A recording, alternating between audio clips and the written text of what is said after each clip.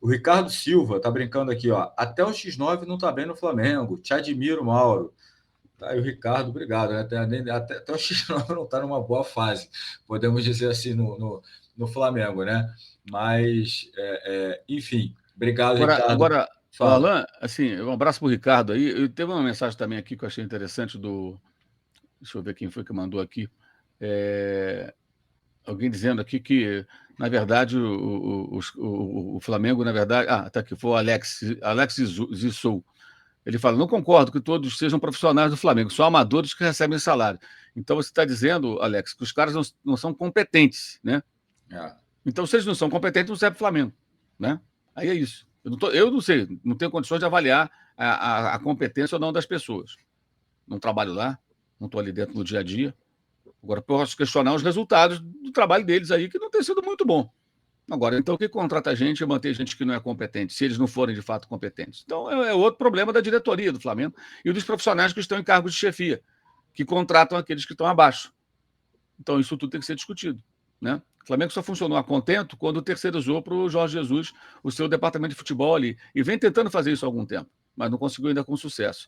Né? E outra coisa que eu acho que é importante o torcedor entender é o seguinte: domingo o Flamengo fez uma partida ruim. Eu acho que, independentemente das contusões, dos problemas, não se justifica jogar tão mal.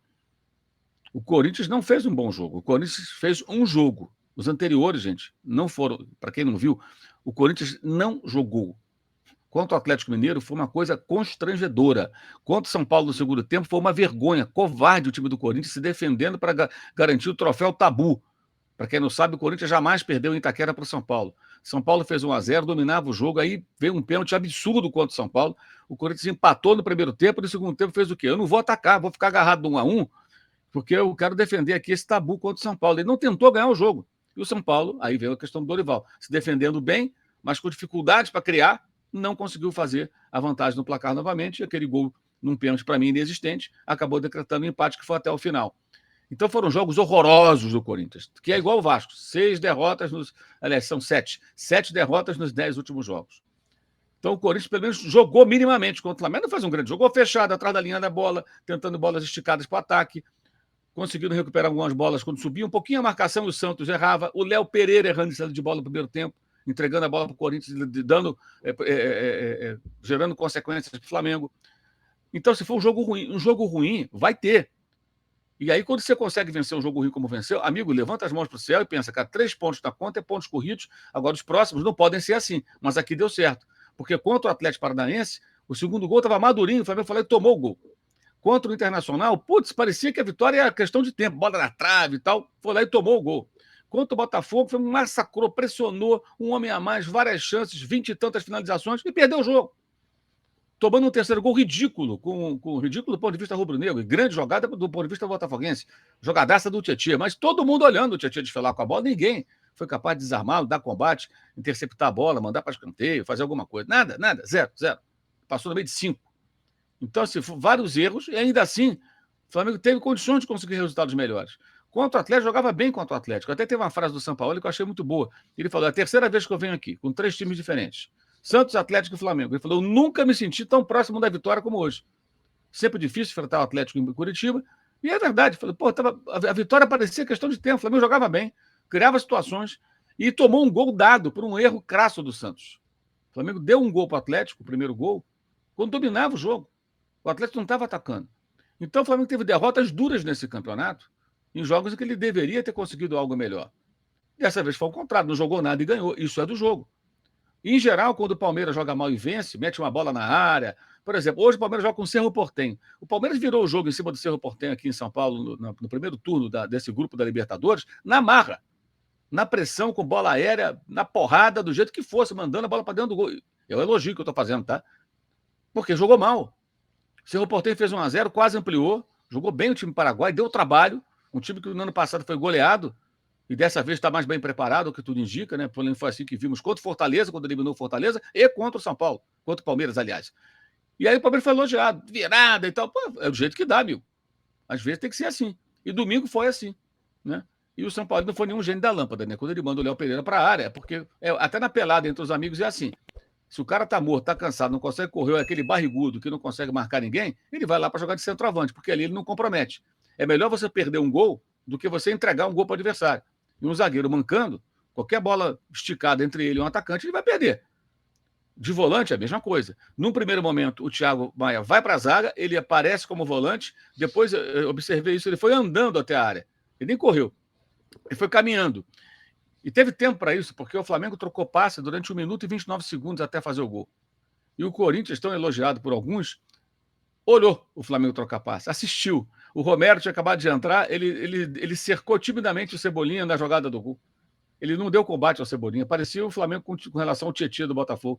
Quando o Cebolinha abriu o espaço, meteu a bola na cabeça do Léo Pereira, o Murilo não pulou, deve ter pensado, esse cara está machucado, vai acontecer nada. O cara fez um esforço ali, aí muitos méritos para o Léo Pereira, embora tenha, para mim, feito uma partida muito ruim no primeiro tempo, especialmente saída de bola, ele salta, cabeceia e faz o gol da vitória. Aconteceu.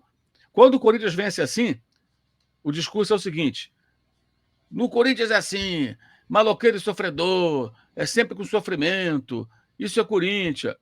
Jogou nada, ganhou de 1-0 e tal. Os caras conseguem ver nisso uma série de virtudes.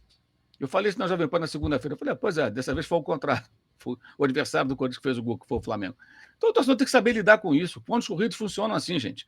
Lá na frente, se o Flamengo chegar uma liderança e brigando pelo título, você vai olhar para trás e falar assim, pô, aquele jogo do Corinthians, hein? 3 pontos na conta, pô, jogava nada e tal. Mas ganhou. Mas teve os outros que o Flamengo perdeu. E que não merecia ter perdido. Que poderia ter tido sorte melhor porque apresentou. Futebol. Então, acho que, às vezes, a cobrança ela é muito insana. Como se o Flamengo fosse... Do próprio torcedor do Flamengo fosse jogar bem, tu não vai jogar bem todo jogo. A não ser que amanhã... Final, né, Mauro? Desculpa, a própria final da Libertadores 2019. Pois é. O Flamengo não jogou bem. Porque não estavam felizes. Eu comentei esse jogo na televisão, no SBT, na época, e momentos antes do gol do Flamengo, antes da expulsão, aliás, instantes antes, eu fiz um comentário justamente sobre o Flamengo, que faz uma partida muito ruim. Muito ruim. O Atlético, dentro da sua proposta, faz um jogo interessante, que era neutralizar o Flamengo e chegar em algumas bolas esporádicas. E chegou a dar um sustinho no começo do jogo. E estava levando o jogo numa boa, sem correr risco. E aí vem a expulsão. E a expulsão tem a participação decisiva de Ayrton Lucas, que só entrou porque o Felipe Luiz se machucou de novo no primeiro tempo de uma final de Libertadores, como aconteceu em Montevidéu contra o Palmeiras. Jogou nem meia hora. Naquele jogo primeiro lá em Montevidéu, jogou acho que 30 e poucos minutos, dessa vez nem 30 minutos ele jogou. Porque aquela jogada jamais aconteceria com o Felipe Luiz, pela característica, né? Era o Ayrton Lucas buscando o fundo e sofrendo aquela falta que gerou a expulsão, e aí o Flamengo com um homem a mais, o Felipão demorou a fazer a troca, deixou o Fernandinho na zaga, e foi ali que o Gabigol apareceu para fazer o único gol do jogo. O Flamengo jogou muito pouco naquela partida em Guayaquil. E no segundo tempo, com o homem a mais, não matou o jogo, ficou aquela sensação de que alguma coisa poderia acontecer até o final. Acabou não acontecendo nenhum gol do Atlético, mas poderia ter ocorrido porque o Flamengo não liquidou. Então o Flamengo jogou mal, mas ganhou. Então tem isso também, gente. Para você cobrar grandes atuações em sequência, você tem que chegar num nível muito alto e isso demanda tempo e muita capacidade. Não sei se o Flamengo vai chegar a isso de novo. Foi assim em 2019 e hoje, no futebol mundial, é o que acontece com o Manchester City.